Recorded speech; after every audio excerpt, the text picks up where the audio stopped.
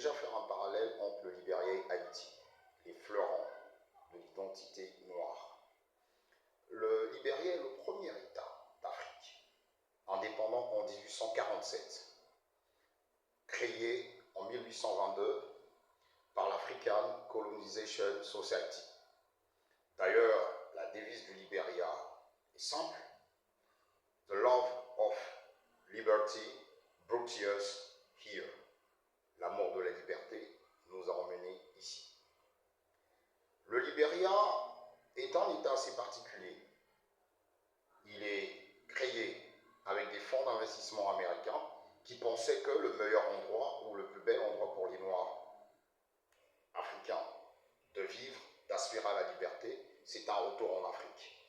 Et c'est dans ce sens que les Américains vont mettre les moyens, et soutenus par la société concessionnaire Firestone qui va acquérir des terres pour faire des plantations d'EVA. L'EVA est une plante qu'on utilise pour la fabrication de latex, du caoutchouc. Et c'est comme ça que le Libéria va être créé.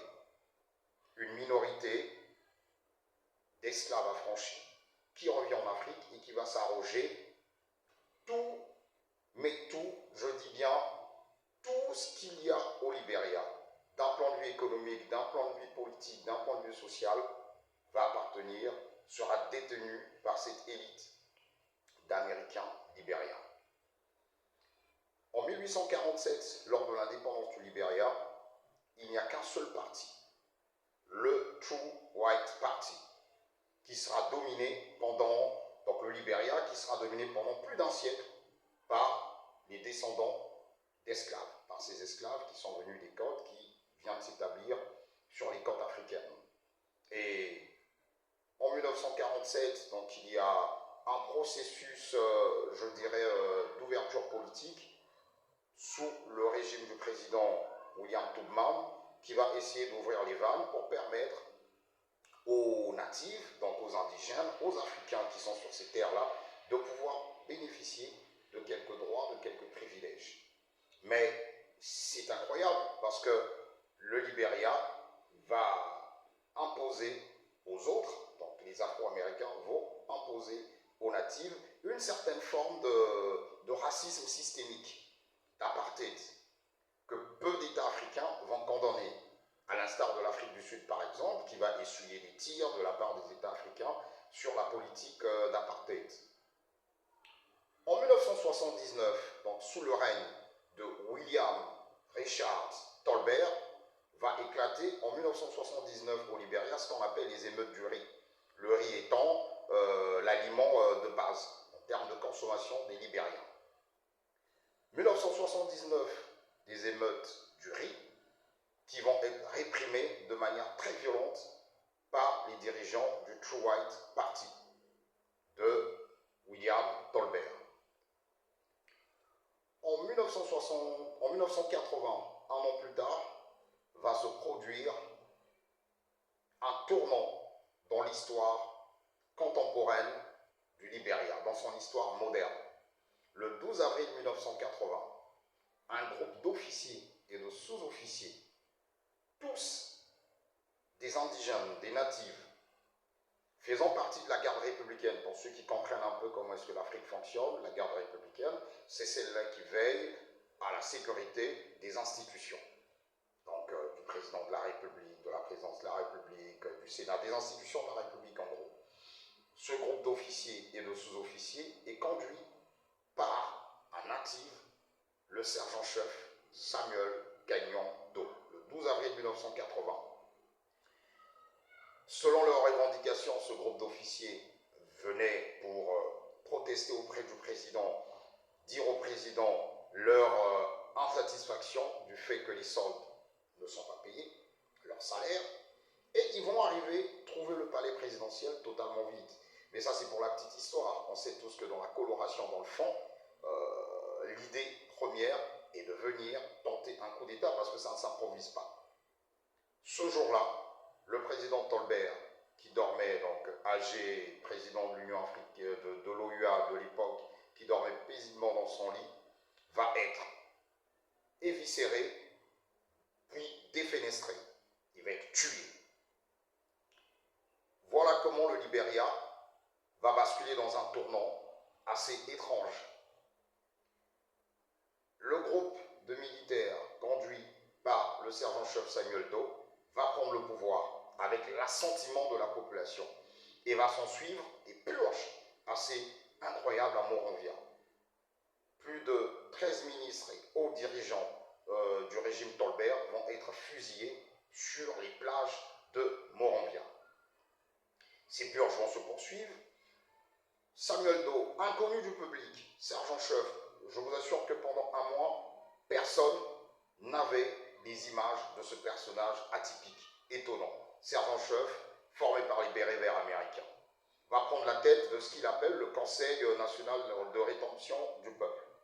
Avec ses proches, ils vont donc prendre le pouvoir. Et eux, ce sont des natifs.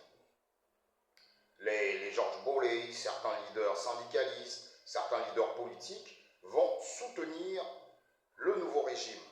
Et les portes de certaines capitales africaines vont s'ouvrir pour accueillir Doe, par curiosité, savoir qui est-il. Doe est un jeune militaire né en 1951 à Tuzan. Tuzan est une petite localité du comté de Grand Guédé. Alors il faut bien comprendre, attention à l'histoire du Libéria, parce que c'est là le tournant. Doe est un officier de l'ethnie Kran. Il va prendre le pouvoir. Un an après la prise de pouvoir de Doe, il va y avoir les premières purges au sein du nouveau parti au pouvoir.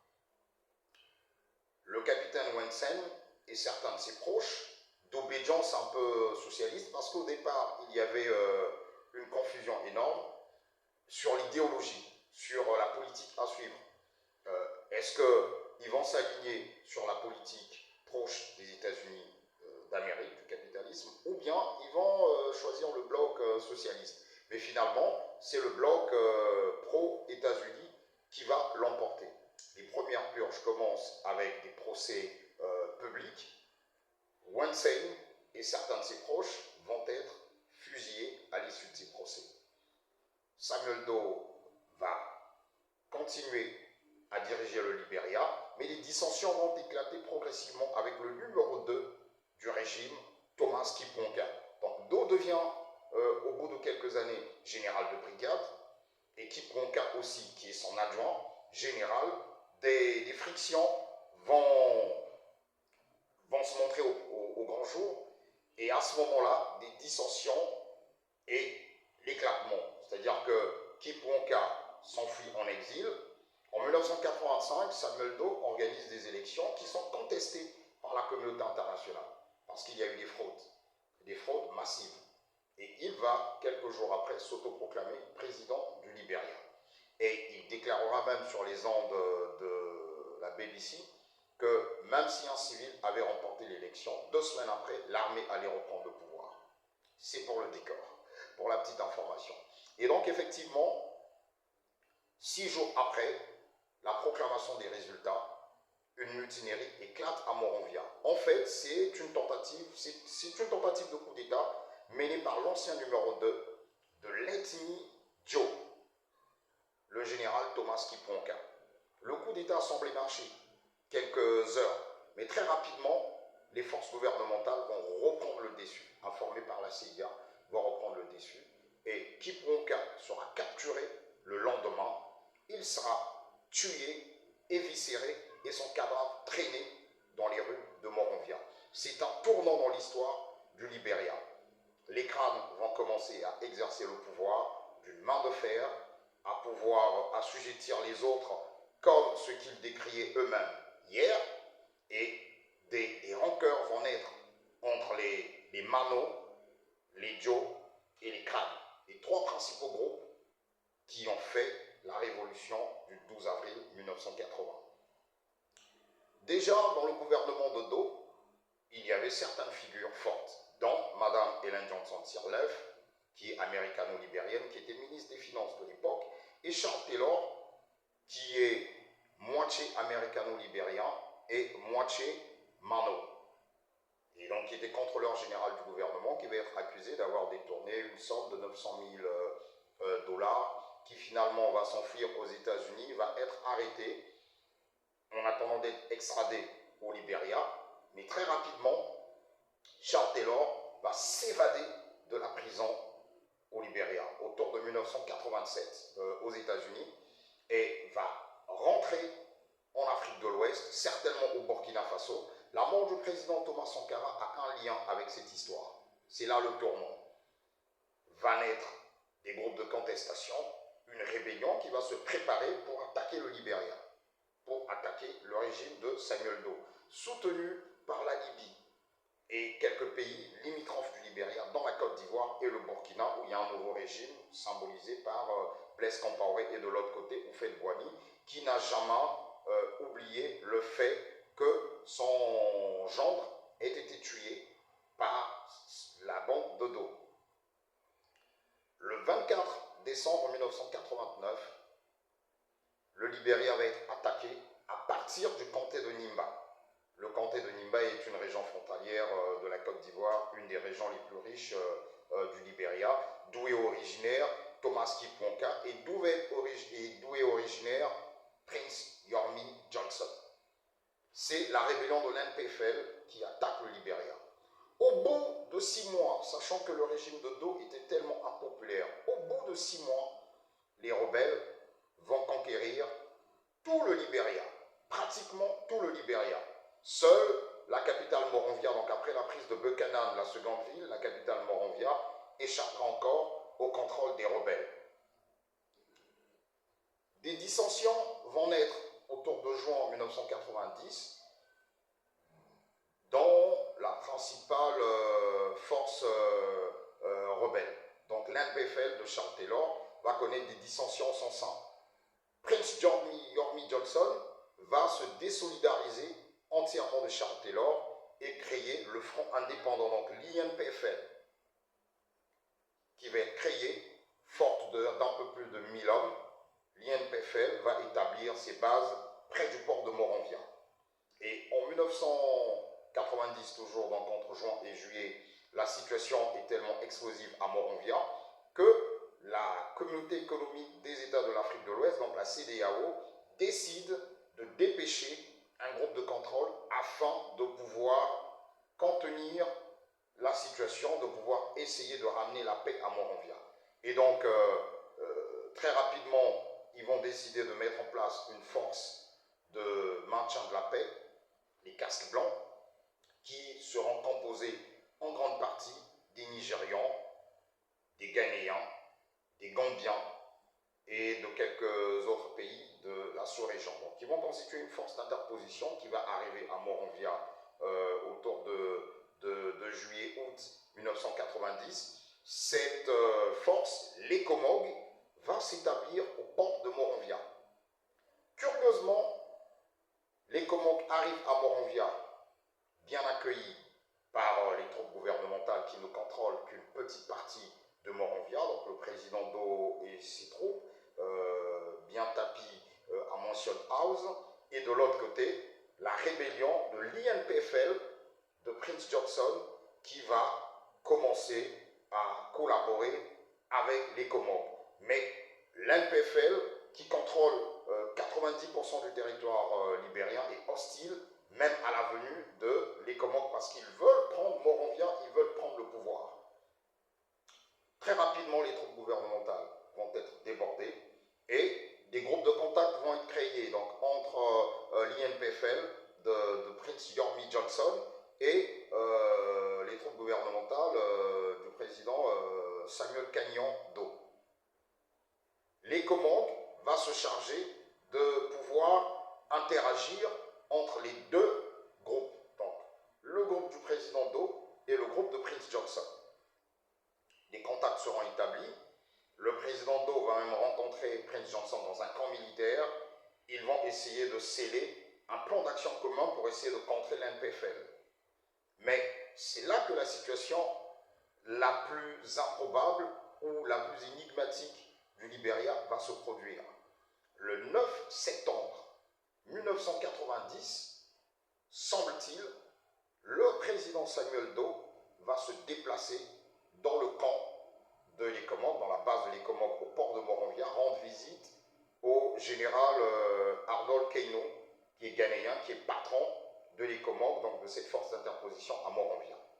Et il semblerait que, selon ces informations, ils vont arriver, le président avec environ 70 éléments de sa garde vont être désarmés parce que c'est une zone tampon et donc ils vont arriver sans armes, ils vont rentrer, le président va monter très rapidement dans le bureau du général Keno pour s'entretenir avec lui. Et rapidement, quelques minutes après l'arrivée de la bande Ado, va arriver les troupes de l'INPFL de Prince Johnson, d'eau avec environ un peu plus de 70 hommes, mais de l'autre côté, Prince va arriver avec des troupes avec un peu plus de 200 hommes ou 250 hommes lourdement armés et équipés qui vont faire éruption au port de Moronvia, monter à l'étage et aller capturer le président Samuel Doe sans que les forces d'interposition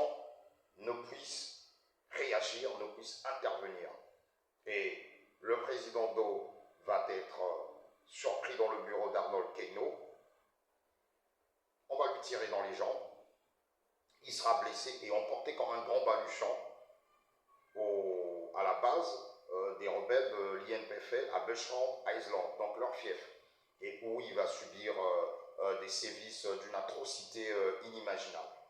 Et donc, la mort du président Samuel Doe en septembre 1990, donc entre le 9 et le 10 septembre 1990, c'est un dimanche, ne va pas pour autant arrêter la guerre civile libérienne qui va s'amplifier et plusieurs factions vont naître. Charles Taylor ne prendra le pouvoir que lors des élections de la fin de la décennie 1990.